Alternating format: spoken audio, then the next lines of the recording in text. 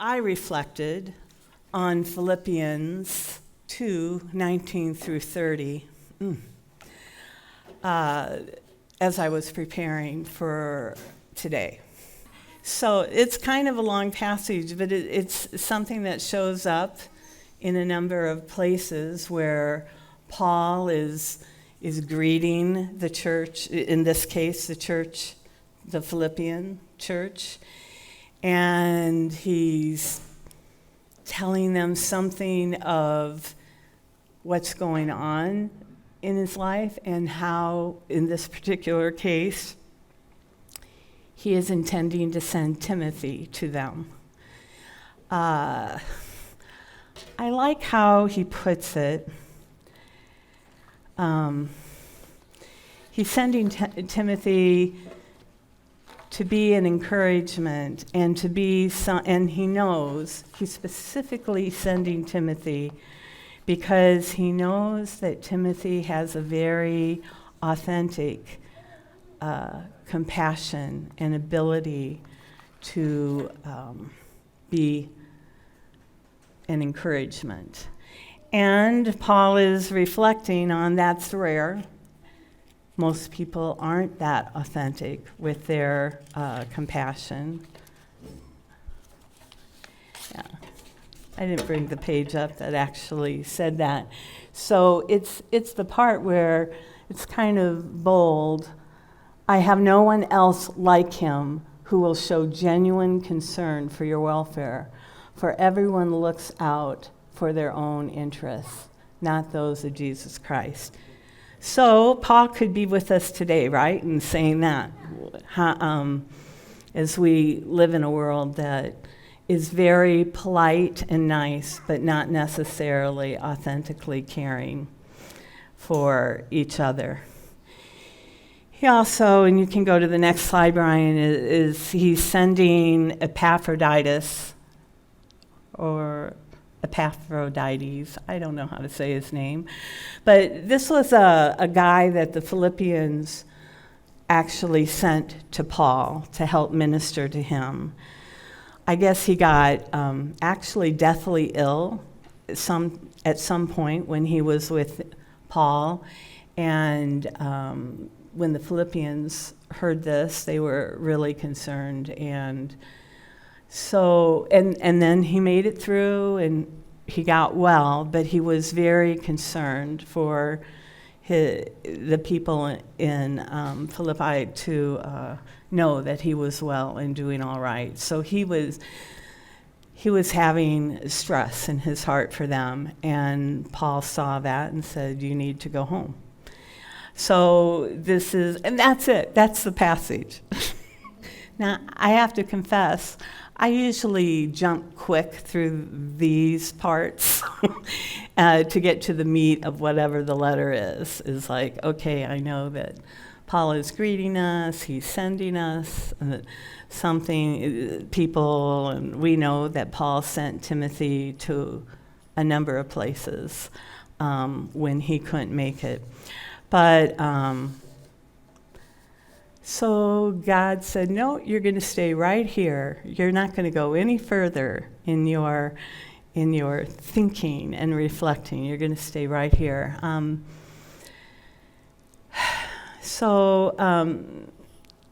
don't we hit the first map? I'm going to give just a little background into Paul and what he was doing. So Paul took 4 mission journeys. Where you can see these are the 4. They get kind of tangled because he revisited places. He walked over 10,000 miles in the course of his ministry. I cannot imagine it. I don't know if he could imagine it or if he just did it.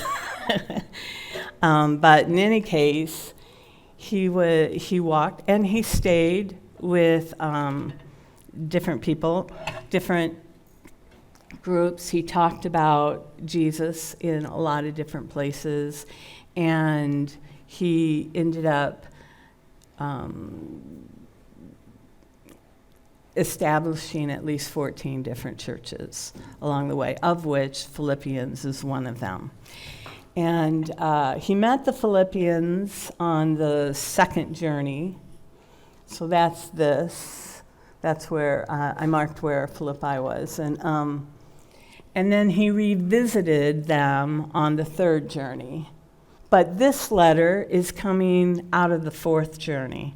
And he did make this journey, but not all historians call this a mission journey. Some do and some don't. We don't really know what exactly all that he did during this journey. What we do know is he was imprisoned several times during this journey. So some historians feel it was more that the Romans were causing this journey to happen as they were taking him to Rome to face some judgment. He does end up in Rome. He is under house arrest, whatever that meant. I don't know what that exactly meant. I don't think he was wearing an ankle bracelet and being allowed to roam around the house and do whatever. So sometimes he calls it prison. Sometimes he has dialogues and events with guards. So I don't have a clear idea of what that means. But it's from that place. He was under house arrest for at least 2 years while in Rome before they released him.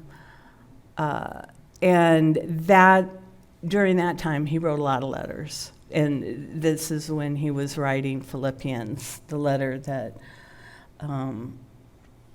we've been studying. And he obviously has some friends around him. Timothy is with him, Epaphroditus. There are probably a few other people that he's men who are helping him and serving him during this time. But in general, he's in prison. And the reason some people call this a mission journey, though, is that in other places, Paul implied that he wanted to take a trip to Spain. And so some people hypothesize that he is on this journey to Spain and in the process got waylaid by the Romans. It's not clear. We have no evidence that he actually made it to Spain. He's obviously not revisiting a lot of the churches that he established. And this would be his last journey. We don't know exactly what happened, but he ends up, he actually says in the passage that he's hoping to visit the Philippians again, but he never visits them again because he is killed during this journey. The Romans released him at one point. We don't know where he went, but he got captured again. This was during Nero's time. This is just a little history, has nothing to do with the main point of the story, but it's kind of interesting. This was during Nero's time, who really persecuted the Christians in some pretty awful ways, killing them and displaying them. But because Paul was a Roman citizen, the historians hypothesize that he was beheaded, as if that isn't a terrible way to die. But at least he wasn't like Peter, who got crucified and held on public display. Anyway, so this is kind of what's happening to Paul as he's focusing on the Philippians and saying, I want to send someone to you to encourage you. It's a man who is facing his own trial and eventual death. So there's a lot of ways that we could go with this passage. Believe it or not, even though I rush through these types of passages, once I actually stated it, I realized, there's a lot of things to talk about here. One of them is we could continue to talk about the mission journeys of Paul, because he's right in the middle of one, right? And it factors into a lot of what he teaches in Philippians. We could talk about Paul in prison. We could just focus on that, because there's a lot to be gathered from understanding sacrifice and torture and pain and suffering that he went through on these missionary journeys. We could talk, and I think maybe probably mostly people unpack this passage by talking about his relationship to Timothy, which was a special one, and Paul considered himself a father to Timothy, and the relationship they had as a son and father, and we would probably interpret that, well, as a father and son, but a mentoring, that Paul was mentoring Timothy. And certainly that is an important thing to think about for us, right? But what I'm going to talk today about is the thing that captured me over and over about this is why did Paul care so much? What was he trying? How did he see himself in relationships to these churches that he established? And why was he sending someone he loved so deeply and was so much ministering to him, Timothy? Why was he sending him away at a very critical time? I don't know, if I were in prison, that I would be spending so much time, all my time, thinking about all these other people, especially the Philippians, because they weren't it does not imply in the scripture that they were in any kind of distress. They weren't, they probably were coming under some kind of censorship, because all Christians were actually, and this is when the catacombs was very operative. But in general, he's relating to the Philippians as his joy. He's happy for them. He's seeing them as people that are getting it and are established, and he's rejoicing in that. But it's clear that even though he went from place to place, he held each of these churches in his heart in a very relational way. Not just, I started another church, check. Not, we have another X amount of people for the kingdom, check. Let me go and keep doing this. He did leave them, but he would come back and he would write these letters. And he really felt in relationship with them. It makes me think a little bit about Dave Day. I don't know how many of you heard his teaching a couple weeks ago, but at the very end, he goes, I don't know if I'm going to make it back, but I'm with you. I'm tracking with you. I've had years of relationship with you, and you're on my heart. And I think that that's a different thing than just being an evangelist and an itinerant minister. That is a person who's one of us, and circling back and sending Timothy and Epaphroditus, I was thinking it's very important to Paul to have face-to-face meetings. He understood that these letters don't really express it all. And I want to be more than just a letter. I want, people need more than just words. They need actual relationship face to face.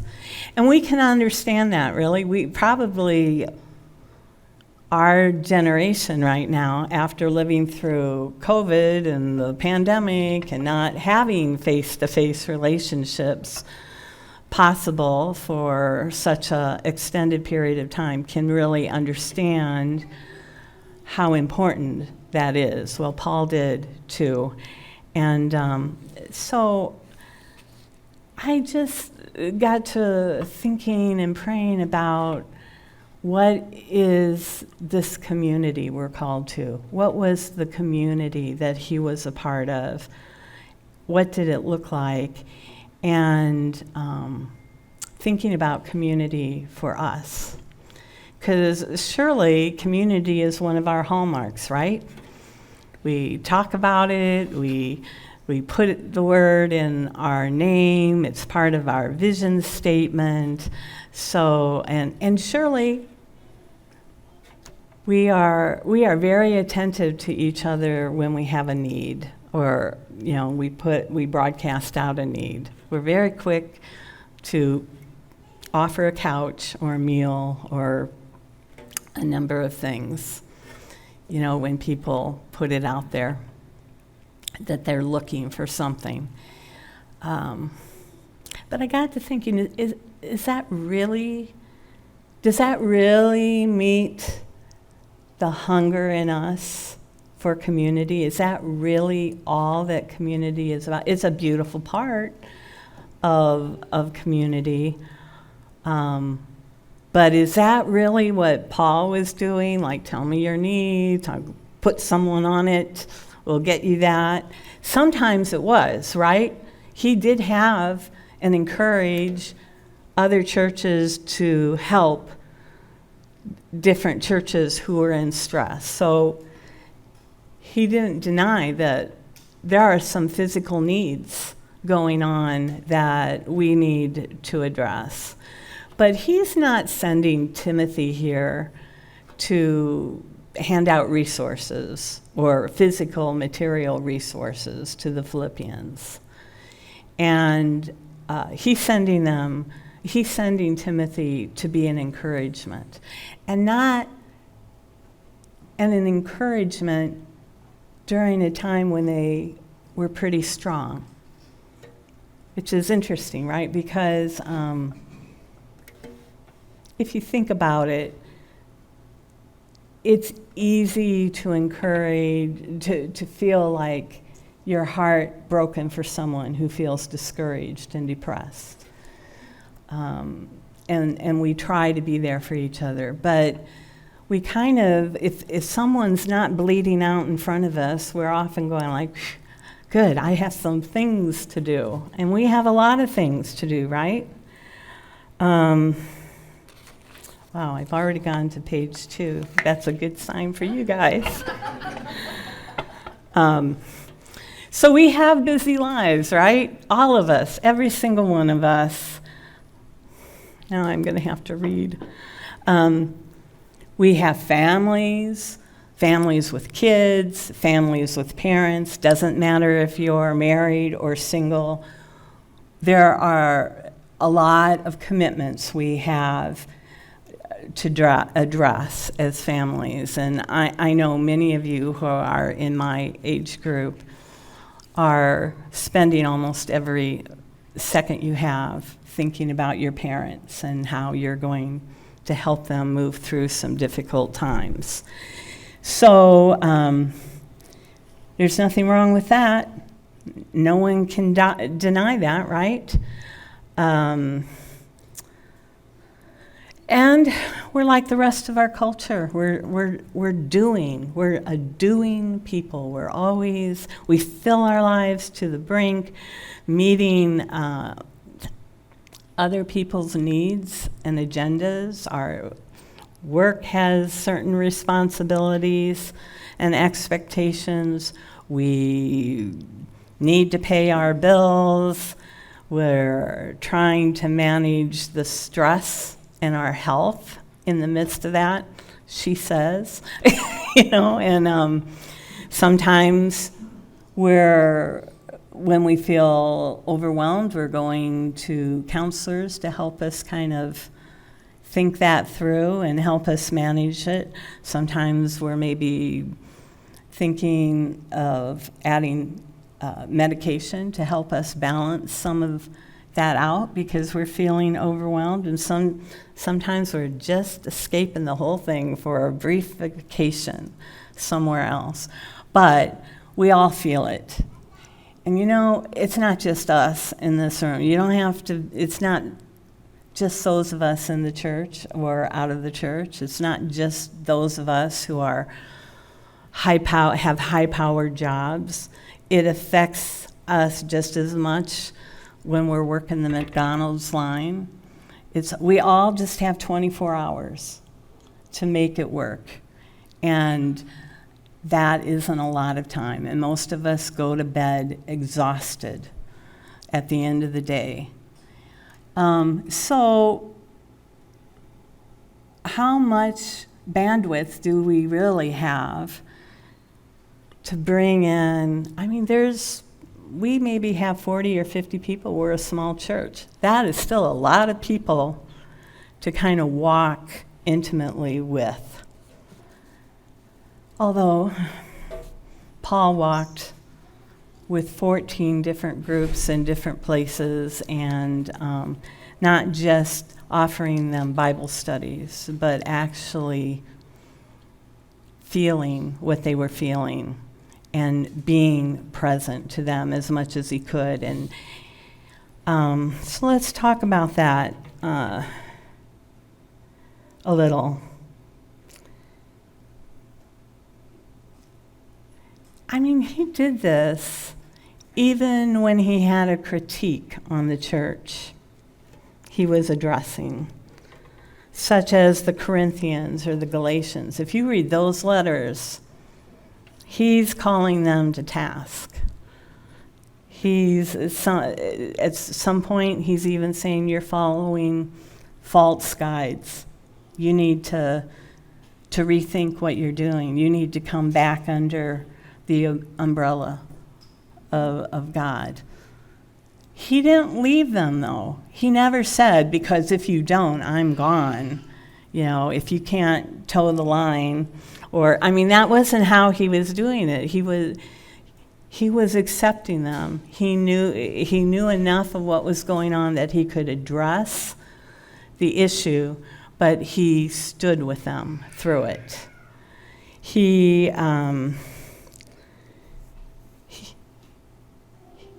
did this even with the churches who were persecuted. And like I said, I think probably all of them to some extent were persecuted during this time. It was a time of persecution.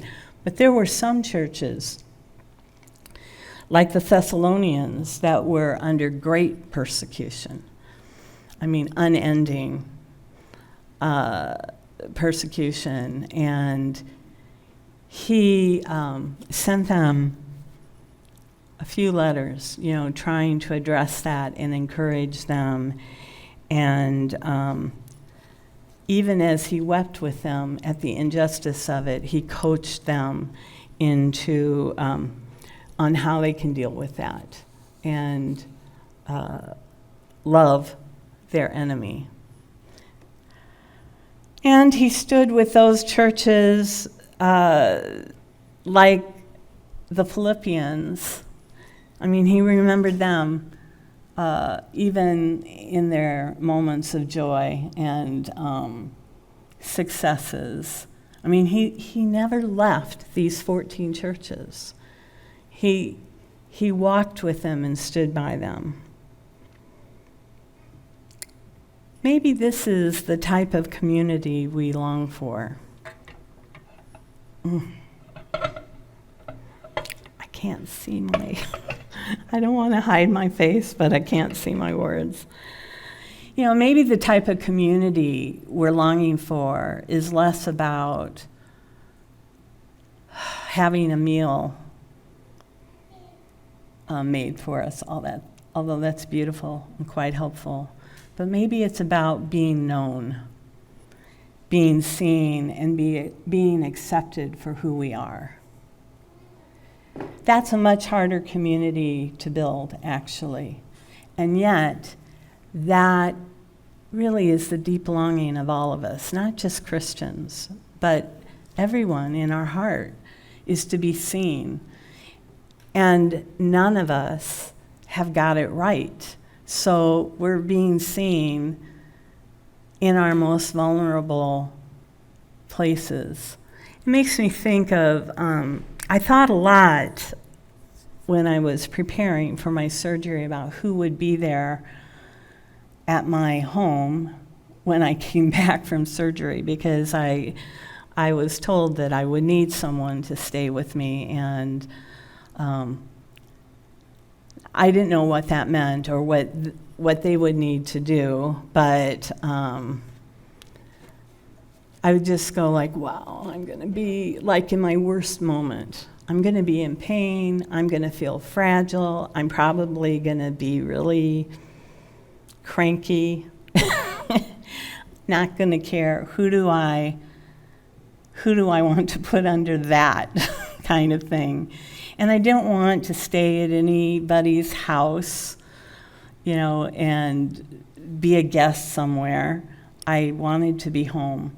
So I asked the only person I could think, or the most logical person I could think of, was my brother, my older brother, because he's actually seen me in much worse conditions, and I am totally comfortable with him.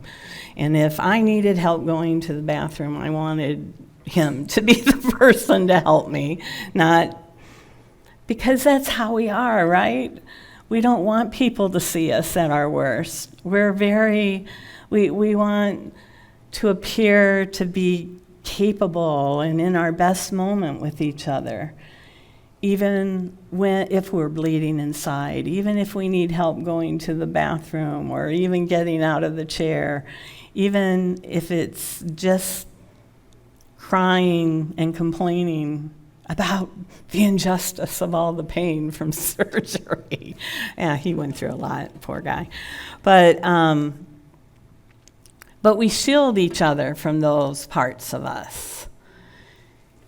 And yet, in doing that, we're not really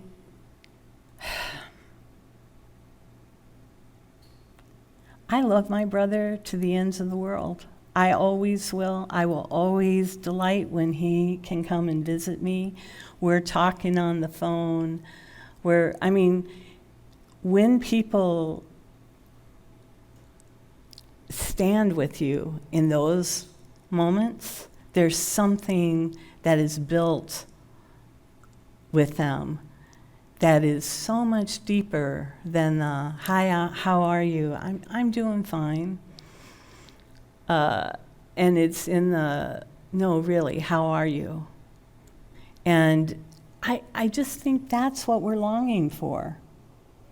As human beings, that's what we're longing for. And, that kind of community and standing with each other is a choice. You have to make it. You have to be intentional about it. It doesn't just happen. It happens because we decide we're going to stay in the room with someone, even if we're not comfortable in that room. When my dad was dying, he was in hospice, and he wanted to be at home, so we had hospice in his city. They would come out to your home. But he really needed 24/7 care, and so I have 2 brothers and 2 sisters, and the 5 of us kind of all congregated for the 9 months that he was sick in the home, and we took shifts. Not that we could do anything. We're not doctors. We couldn't keep him from dying. We really couldn't do anything. I mean, he was on medication, but and my shift was the overnight, so he wasn't even awake during most of my time with him, and that was an uncomfortable room. I had issues with my dad that weren't going to be resolved. I'm having this. He's dying. That's a hard room to sit in and not be able to do anything to change. All you're doing is witnessing something. All you're doing is sitting and standing by someone while they go through whatever it is they're going through. So the kind of, and isn't that what Paul was doing? He's saying, I'm standing by you. I haven't forgotten you. I will never forget you. And I think that's because that's what that was the relationship those churches and he wanted to have. I think maybe we have to get a little bit more real about this community that we're building.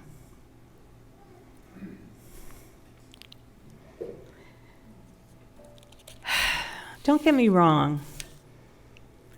It's not that we don't have community. I'm just thinking, what is it we really want? What is it we really want from each other? Who do we want to really be with each other? I can't answer that for you. I can only answer that for me, but it's a question. It's not an assumption. House groups are not assumptions. We say, oh, everyone should be part of a house group. Okay, well, it really doesn't take much to be part of a house group except to have an evening free and being willing to show up. And now with Zoom, we can show up on Zoom even. We don't have to leave our living room if we don't want. But is that what we want from a house group? Is that, do we want to even dedicate an evening of our lives a week to going and getting our 30-second from each, well, maybe it's a 3-minute report from each person of how they're doing, and I don't know what all different house groups do, but it's, is that the kind of relationship that's going to sustain us in this day when everything feels a little flaky and fragile and isolated and polarized? I think we need to ask that. And here we are, right? We're coming out of a bit of a trauma with this whole building thing, right? That wasn't easy. It's not even easy right now. We're living with a lot of uncertainty.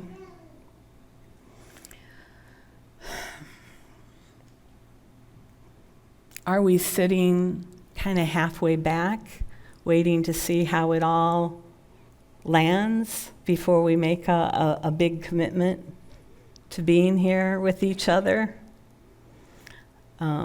I think we lost some people when we moved because they didn't believe we could be somewhere, or they didn't want to be in that place of nomad. And so at least we have all decided we're willing to take a risk, right? We're willing.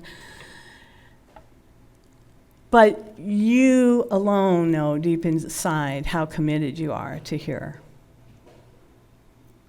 And I think that what God is really calling us to in this word community or friendship, this Hesed love that we've learned about in reading the book together, The Other Side of the Brain, is that it goes deeper than that we want deeper than that. And it's not about a building. It will never be about a building. Paul was not about a building. You never hear him talking about the room anybody was meeting in.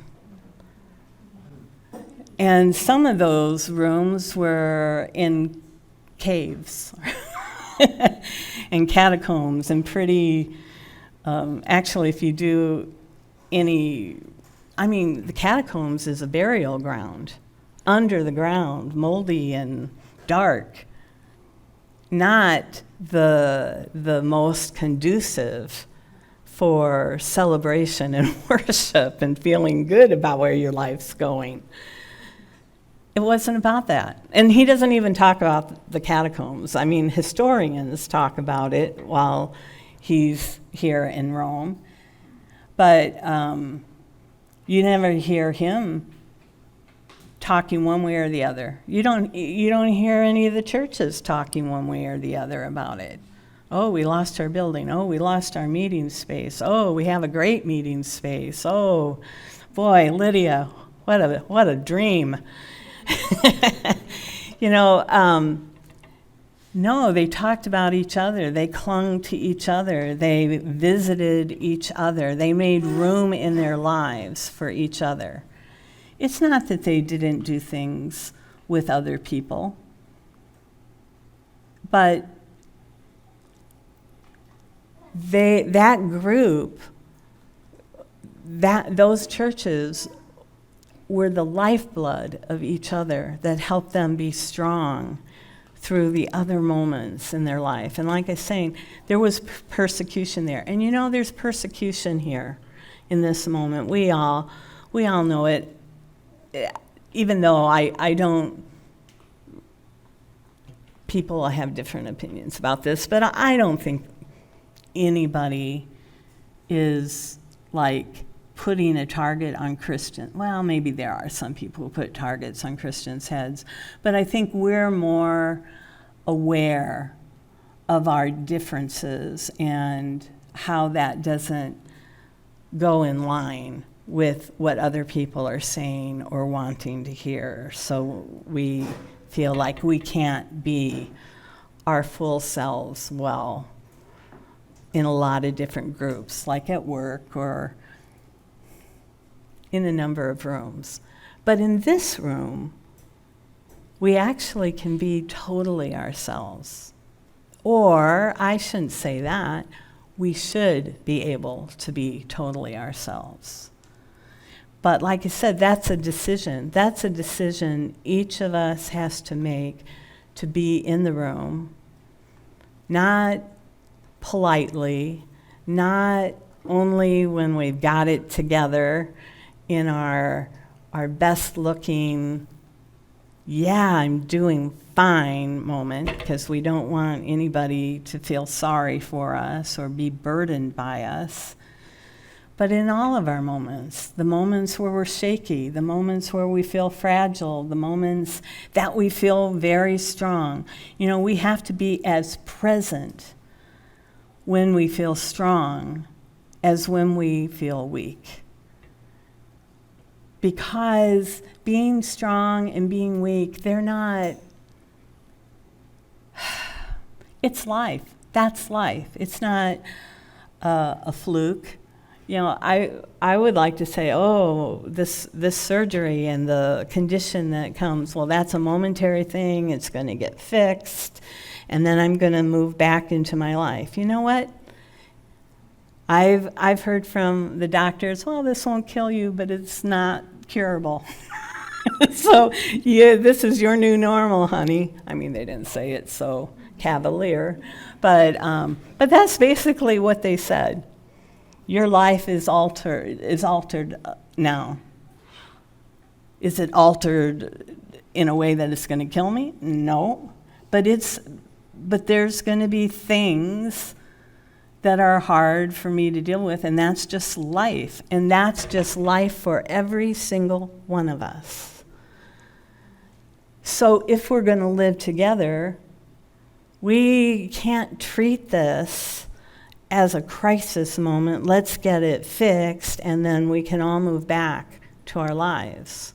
We have to travel with each other in the day-to-day. Well, we don't have to, but if we did, we would have a different relationship that would feed us in a different way and really empower us as we're walking through whatever situation we have to walk through, whether it's our individual situations or situations like being nomadic as a group.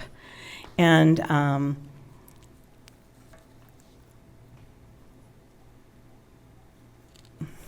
I'm going to jump because I already passed my transition phrase. So in the way you might have become used to, I have filled the room with something on the table, eggs. I brought eggs with me today. Those are real eggs. I know the last time I put eggs on the table, people thought they might be plastic. But no, these are real eggs, hand-blown. And so eggs represent to me birth. And they symbolize birth, creativity, and change. And I think all of us together right now are birthing something. I don't know what it is. Maybe it's a building. Maybe it's a new ministry. No, it's not a building. I just said it's not a building, right? But it's something, and we don't know what it is, and we don't have the words even yet for it. It's except to say it's a community. Maybe what we're building is a community. Maybe if we want to know how we go forward. Isn't it interesting? I was going to say this a lot earlier, but I was going, one of the things I reflected on is God is really bringing us to this issue of community and loving one another quite a lot, over and over again. Because here, this message is again about it, and Scott talked about loving one another, and Dave Day talked about it. And actually, if you haven't heard that teaching, sorry, I'm making another plug for Dave Day. And even if you have heard that teaching, go listen to it again, because those are words of wisdom, and I think those are now words for us. If you know what I mean by that phrase, the now word God is giving us is for unity and community. And I could go back further, because I think reading that book together was all about community and how do we love each other and how do we figure that out. So that, I think, I've told other people, I think we're in an exciting moment in this church. I was in the exciting moment when this church was formed. So I'm an oldie. I have the experience to recognize exciting, fire-starting moments. Actually, I'm a bit of a fire starter. Almost every job I've had has been one at the very beginning stages of it and developing it into. This is another one of those things. And I think we can build the community the way we want. Even with our history, I don't want to disregard that we've had a history together, but I'm just going to ask you to pray in your own lives. What is the community you want? What is the community you need? And are you willing to be that person for someone else and join with us. I mean, I think you are. You're here. I think that's no coincidence. That's nothing small. That we're the people that have said, you know, I'm going to try this out. I'm going to take a risk. I'm going to stick with these people. But we have to, I want to encourage us to not just do it in the same old way that we have done it. Let's make something new. We can make something new. This is the best time to be part of a group or a congregation, is when we're all adding our voice to the mix and saying, why not? Why not do this? Why not do that? Why not be a part of this?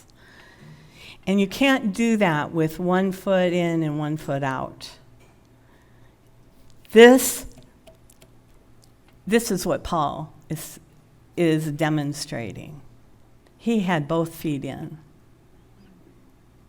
And he says, I'm there with you till the end, for as long as I can be, in whatever way I can be. And that's the kind of community we want. But we have to decide for it and be willing to sacrifice for it and become vulnerable for it. And we have to be willing to accept people in their journey, wherever they are in their journey. And we're all in different places, and we all have a different portion of the truth, but we don't, any of us, have the whole truth in us. So there is no conversation we will have with anyone where we don't say, I'm not sure about that. I don't want to insult them, but I'm not sure. Not our interpretation of Scripture, not the way we walk it out, not the people we vote for, not the marches that we're willing to march in. We're all on our own journeys in that. So to choose to do it together is not to say, I'm only going to do it with people who agree with me. In fact, we know people don't agree with us. That's the hard part about it. The strong place of community is when I can be myself and you can see me in my worst possible way, where I'm cranky and need help going to the bathroom and need crying in my own pit of self-pity, and you'll stay in the room with it. That's the person we call a brother.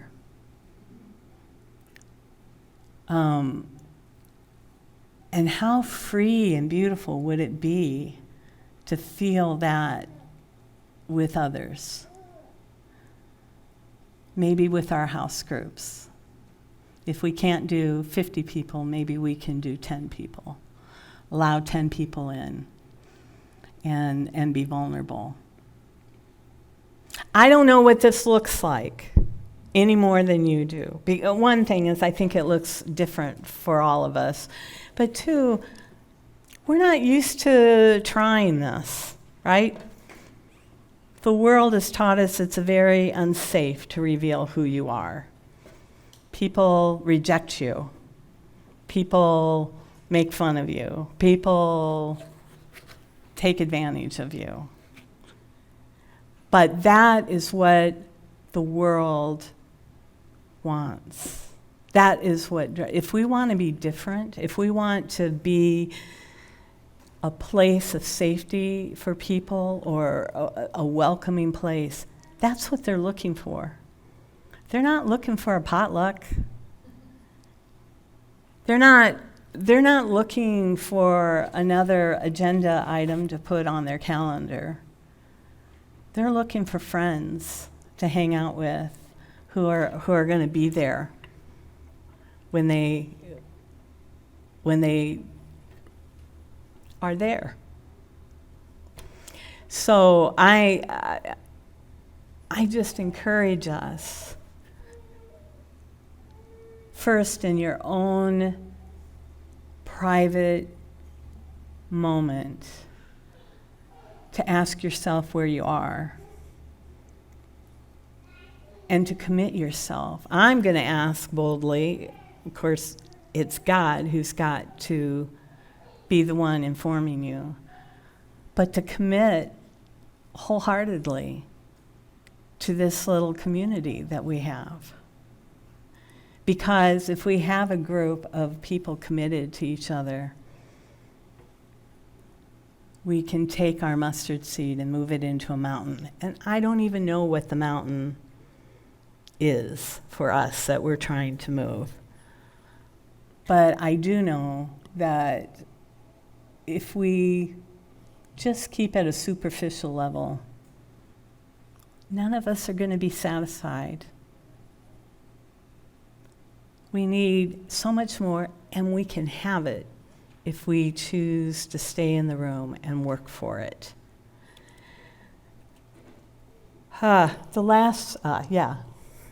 Good. So this is the last screen, and I'm going to end on this passage. It's not from Philippians. It's actually from Hebrews. Now I need my glasses. And it's, let us consider how we may spur one another on toward love and good deeds, not giving up meeting together, as some are in the habit of doing, but encouraging one another. So that's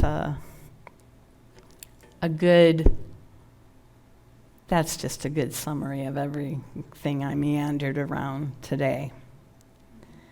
Let me just end us in prayer.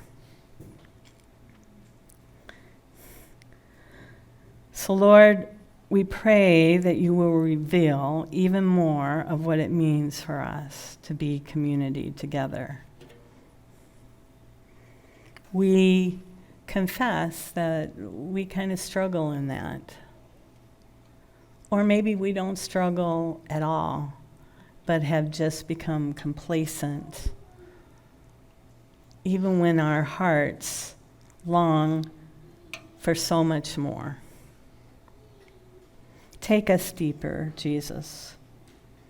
Even after all these years, we know there is more of you to experience and understand, and more of each other to walk the road together with. Lord, even though we don't know what this looks like, we trust this cloud that we are following by day and fire by night. This journey we are on is one that just is focused on you and moving together as a body. In Jesus' name, thank you.